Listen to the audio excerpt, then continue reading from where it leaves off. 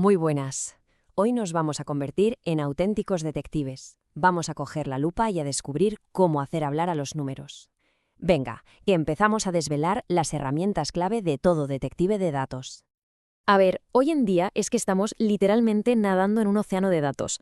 Vemos gráficos, cifras, porcentajes por todas partes, pero una lista de números así en crudo, sin más, puede ser un poco agobiante y, seamos sinceros, no nos sirve de mucho. Entonces, ¿por dónde empezamos a poner un poco de orden en todo esto? Pues la pregunta del millón es esa. ¿Cómo encontramos la historia que se esconde detrás de todas esas cifras? Ese, precisamente, es el misterio que vamos a resolver hoy. Muy bien, pues vamos al lío. La primera pista para resolver nuestro caso es encontrar un valor que sea representativo, el corazón de la historia. Para esto, los expertos usan algo que llaman medidas de tendencia central. La primera herramienta, y seguro que la más conocida, es la media. Vamos, lo que todo el mundo llama el promedio. Es, para que nos hagamos una idea, como el centro de gravedad de todos nuestros datos. Calcularla, la verdad, no tiene ningún misterio. Como vemos en este ejemplo, para sacar la edad promedio de este grupito, pues nada, sumamos todas las edades y dividimos entre el número de personas que son y listo, nos da un promedio de 26 años. Pan comido. Ojo porque la media tiene un punto débil, es súper sensible a los valores extremos, a los que se salen mucho de la norma, los llamados outliers. Pensemos en esto. Si tenemos un grupo de 5 personas con una altura normalita y de repente se une un jugador de baloncesto que mide 2,20 m, la altura promedio se dispara. Y claro, nos da una imagen que no es del todo real, ¿verdad? Y justo para evitar eso entra en juego nuestra segunda herramienta, la mediana. La mediana es el valor que está justo en medio de todos los datos. Es la que parte la lista en dos mitades iguales.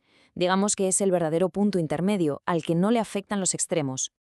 ¿Y cómo la encontramos? Bueno, el proceso tiene un primer paso que es fundamental: ordenar todos los datos, de más pequeño a más grande. Una vez hecho esto, si tenemos un número impar de datos, la mediana es el que se queda justo en el centro. Y si el número de datos es par, pues se hace el promedio de los dos valores que están en medio. ¿Y cuál es su superpoder? Pues que, a diferencia de la media, a la mediana no le afectan para nada esos valores extremos. No se deja engañar. Por ejemplo, si hablamos del sueldo típico en un país, unos pocos multimillonarios harían que la media se fuera por las nubes.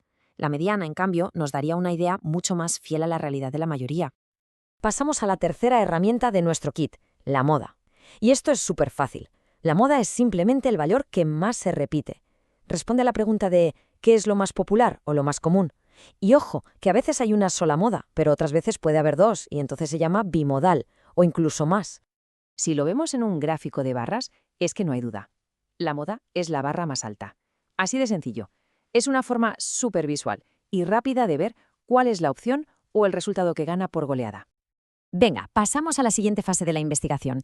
Ya sabemos encontrar el centro de la historia, pero ahora necesitamos algo más. Necesitamos mapear la escena completa, es decir, dónde se coloca un dato concreto dentro de todo el conjunto. Para esto usamos las medidas de posición. Lo que hacen es, básicamente, dividir todos nuestros datos en trozos del mismo tamaño, como si estuviéramos cortando una tarta, para poder ver en qué porción cae el valor que nos interesa.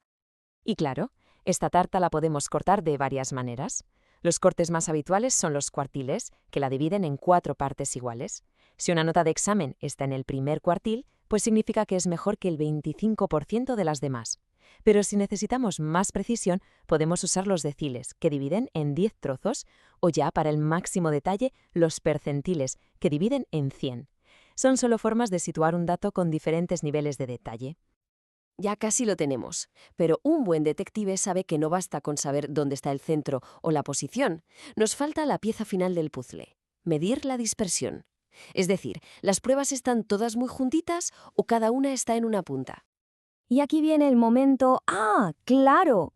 Imaginemos dos grupos de personas. Puede que los dos tengan la misma altura promedio, pero a lo mejor en un grupo son todos más o menos igual de altos, mientras que en el otro hay gente muy alta y gente muy bajita. La dispersión es la que nos cuenta esa parte de la historia. La forma más sencilla de medir esto es el rango. No es más que la diferencia entre el valor más alto y el más bajo. Es súper fácil de calcular, pero como le pasaba a la media, nos puede engañar un poco porque solo se fija en los dos valores extremos. Así que, para un análisis más serio, tenemos la varianza. La varianza nos dice cómo de lejos o cerca están los datos de su valor promedio. Podríamos decir que mide el nivel de caos o de orden que hay en los datos. Que nadie se asuste, sé que esta fórmula puede imponer un poco, pero de verdad lo que nos está diciendo es que sigamos una serie de pasos bastante lógicos. Vamos a verla pieza por pieza. A ver, para calcularla seguimos 4 pasos. Primero, vemos cómo de lejos está cada dato de la media. Segundo, cada una de esas distancias la elevamos al cuadrado. Tercero, sumamos todos esos resultados. Y por último, dividimos esa suma final por el número de datos que teníamos, -1. Es una forma muy potente de entender si nuestros datos son consistentes o no. Pues caso resuelto, ya hemos reunido todas nuestras herramientas de detective. Ahora solo nos queda juntarlas para ver cómo, entre todas, nos ayudan a contar la historia completa que se escondía en esos números. Y aquí la tenemos, nuestro kit detective al completo. La media nos dice el valor promedio, la mediana, el verdadero punto intermedio, la moda, que es lo más popular. Los cuartiles nos ayudan a situar un dato en el mapa general, y la varianza nos chiva cómo de dispersos están. Cada herramienta, como vemos, tiene su propia misión. Lo más importante de todo esto es que ahora tenemos las herramientas no solo para leer números, sino para entender de verdad lo que nos están queriendo decir. La pregunta ya no es si podemos entender los datos. La pregunta ahora es, ¿qué historia vamos a descubrir con ellos?